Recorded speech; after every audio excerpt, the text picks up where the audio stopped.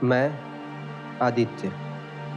मैं कॉलेज के third year में पढ़ता हूँ। मेरी भी आप सभी लोगों की तरह महत्वाकांक्षाएं हैं। मैं भी आप सभी लोगों की तरह बहुत कुछ करना चाहता हूँ। मैं भी कुछ बनना चाहता हूँ।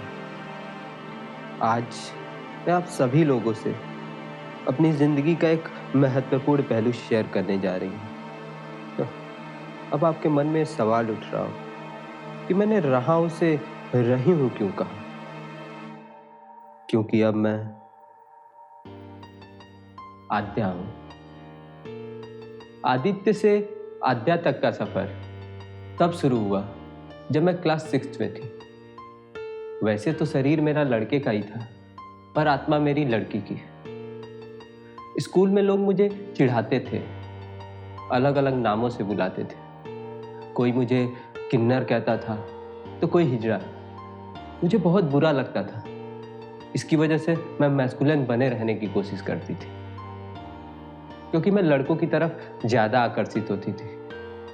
मुझे लगता था मैं गे हूं। इसकी वजह से मैं 3 साल तक तो गे बन के भी रही। फिर भी मुझे कुछ अधूरा सा लगता था। फिर इस बारे में मैंने मम्मी को बताया, तो उन्होंने कहा कि ये मेरा एक मानसिक दौर है जो वक्त के साथ ठीक हो जाएगा। 3-4 साल तक मैंने साइकियाट्रिस्ट से भी कंसल्ट किया, सिर्फ ये जानने के लिए कि क्या मैं मानसिक रूप से तैयार हूं भी या नहीं ये कदम उठाने के लिए। क्योंकि मैं बहुत डरी हुई थी कि मेरी सोसाइटी मुझे एक्सेप्ट करेगी या नहीं। फ्यूचर में इसकी वजह से मेरे लाइफ पे क्या प्रभाव पड़ेगा। जब मेरे दोस्तों को पता चला तो वो भी मेरे डिसीजन पे शॉक थे, पर इवेंचुअली उन्होंने मुझे सपोर्ट किया। फिर मैंने मम्मी पापा को साइकियाट्रिस्ट से मिलवाया ताकि वो भी मुझे समझ सके। और फाइनली मैंने डिसाइड किया कि मैं आदित्य नहीं, आद्या बनना चाहती हूँ।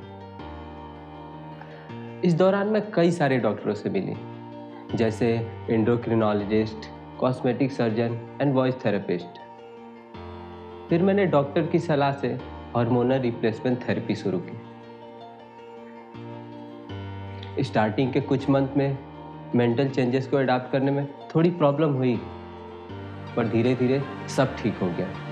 इवन मेरी बॉडी की स्मेल तक चेंज हो गई और मैं कॉन्फिडेंट फील करने लगी थी। इस थेरेपी के जरिए मुझे एस्ट्रोजन दिया जा रहा था और टेस्टोस्टेरोन ब्लॉक किया जा रहा था, जिसका असर सीधे किडनी और लीवर पे पड़ता है।